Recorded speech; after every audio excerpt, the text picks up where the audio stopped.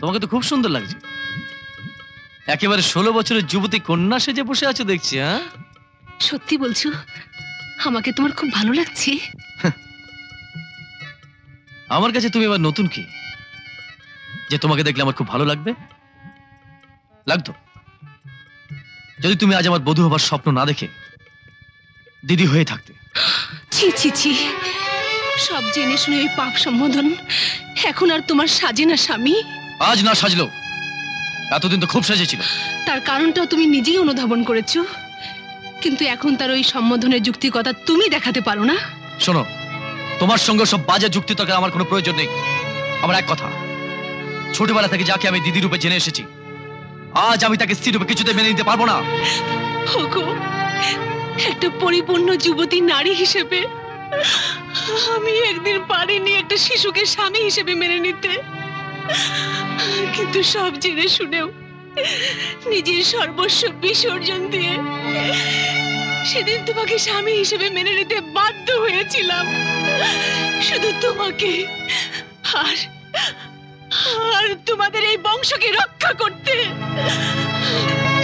আজ সেই ইতিহাস কি অস্বীকার করছো? ওসব ইতিহাস তুমি আমার বাবা মাকে শুনিও, তারা খুশি হবে, আমাকে নয়। মুছে ফেলো, মুছে ফেলো তোমার ওই স্মৃতি সিঁদুর। আমি তোমাকে শেষবারের মতো জানিয়ে দিচ্ছি, বর্তমানে এই রাজা বিজয় রায় চৌধুরীকে তুমি কোনোদিন স্বামী হিসেবে পাবে না, কোনোদিনও না।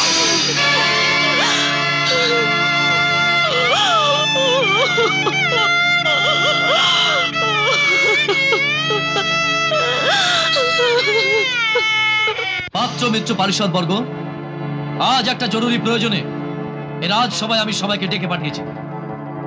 আজ থেকে 18 বছর আগে তৎকালীন মন্ত্রীর কন্যা রূপবানের সঙ্গে আমার নাকি এক পুতুল খেলার বিয়ে হয়েছিল। এখন আপনারাই বলুন, যে নারী নাকি আমার চেয়ে এক যুগের বয়স জ্যেষ্ঠা, সেই নারীকে স্ত্রী রূপে গ্রহণ করে আমার মতন একজন পরিপূর্ণ যুবরাজ সুখী হতে পারে কি? আজ আপনাদের সাধারণ বিবেক খাটিয়ে আমার এই প্রশ্নের উত্তর দিন। অপরাধ মার্জনীয় মহারাজ, আপনার কথিত এই পুতুল খেলার বিয়েতে আমিও উপস্থিত ছিলাম।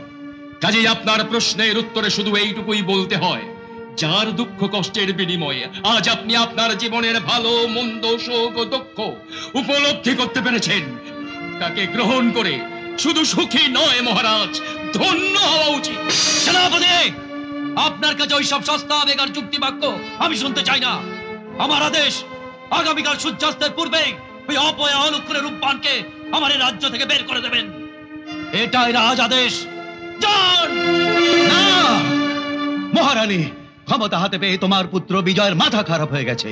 সেনাপতি, আপনি এই আদেশ কখনো পালন করবেন না। অপরাধ নেবেন না মহারাজ, আমি যে বর্তমান মহারাজার বেতনভুক্ত আদেশের দাস। সেনাপতি, ন্যায় নীতি আর সত্যের পূজারী রাজা বিক্রম রায় চৌধুরী এখনো মরে যায়নি। তার জীবিত অবস্থায় এত বড় অন্যায় অবিচার আপনিও করতে পারেন না। মহারাজ, আপনার চোখের সামনে যে স্ত্রী স্বামীর জন্য নিজের জীবনকে বিপন্ন করে দিয়ে এত কিছু করতে পারলো, সেই সতীসাধ্যের প্রতীক রূপবানকে আজ ওই অকৃতজ্ঞ পাষণ্ড রাজার আদেশে রাজ্য থেকে বের করে দেবেন? এত বড় বিচার যে ভগবান সইবে না সেনাপতি। মহারাজ, আজ আমি আপনার কাছে এই বংশ আর এই রাজ্যের একজন শুভাকাঙ্ক্ষী হিসাবে অনুরোধ করছি, মা রূপবানের পরিবর্তে ওই অযোগ্য রাজা বিজয়কে বন্দী করে দেবী রূপবানকে রক্ষা করুন। আপনি আমাকে উভয় সংকটে ফেললেন মহারাজ। আপনি আমাকে সাহায্য করুন সেনাপতি। বিজয়কে কেন্দ্র করে এই পরিবারে অনেক ঘটনাই ঘটে গেছে, আজ আবার নতুন করে কোনো ঘটনার সূত্রপাত হোক আমি চাই না, চাই না। শান্ত হন মহারাজ। বারবার নিষেধ করা সত্ত্বেও তুমি আমার কক্ষে প্রবেশ করলে কোন সাহসে? এই কক্ষে প্রবেশ করার অধিকার একমাত্র আমারই আছে, সেই সাহসী। সাহস, অধিকার? আর মাত্র একদিন পরে তোমার সমস্ত অধিকার আমি এই রাজ্য থেকে চিরনির্বাসিত করে দিচ্ছি, এবং এই মুহূর্তে তুমি আমার কক্ষ ত্যাগ করো, নইলে চাবুকের আঘাতে আমি তোমার পিঠে চামড়া তুলে দেবো। তুমি আমার স্বামী, দেবতা। তোমার দেয়া যে কোনো আঘাতে আমি সয়ে নিতে পারবো। শুধু আমাকে চলে যেতে বলো না, চলে যেতে বলো না। ওসব মায়া কান্না আমার বাবা আমার মন গলাতে পারলো, আমার মন গলাতে পারবে না মায়াবিনী। তাই তোমার সমস্ত মায়ার বেরি ছিন্ন করে আমি আমার চূড়ান্ত সিদ্ধান্ত নিয়ে নিয়েছি, এবং সেই সিদ্ধান্ত অনুযায়ী আগামীকাল সূর্যাস্তের পূর্বেই তোমাকে রাজ্য ছেড়ে চির বিদায় নিয়ে চলে যেতে হবে। তার আগে তোমাকে এই অন্ধকার কারাগারে যেতে হবে রাজকুমার। সেনাপতি, বন্দি করুন ওই অকৃতজ্ঞ রাজকুমারকে। সেনাপতি, আজ থেকে রাজ্য পরিচালনার দায়িত্ব আমি পুনরায় গ্রহণ করলাম। যান, এই মুহূর্তে বিজয়কে কারাগারে নিক্ষেপ করুন।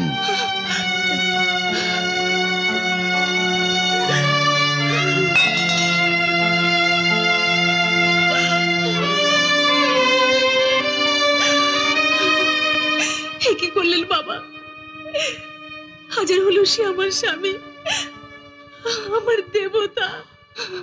আমিও বড় সাধ করে আমার একমাত্র আদরের পুত্রকে রাজ্যভার বুঝিয়ে দিয়ে একটু শান্তিতে বিশ্রাম নিতে চেয়েছিলাম, কিন্তু আমার ভাগ্যে তা সইল না। তাই তো আজ আমি একজন পাষাণ পিতা হতে বাধ্য হয়েছি। মা, বাবা, বাবা। ওই অবাধ্য সন্তানকে আমায় একটু শাসন করতে দাও, শাসন করতে দাও মা, শাসন করতে দাও।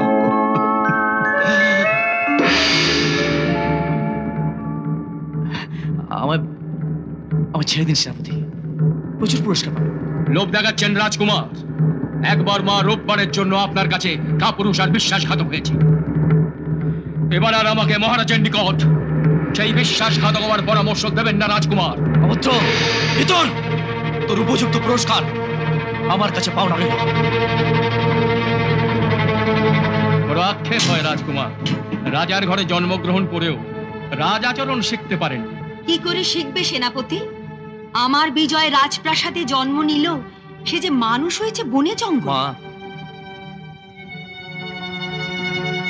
এতদিন বনে জঙ্গলে বাস করে এসে এখন এই কারাবাসের কষ্ট আমার সহ্য হবে না। আপনি তো আমাকে ছেড়ে দিতে পারেন, ছেড়ে দিন না মা। আমি না হয় অন্য কোনো রাজ্যে চলে যাব।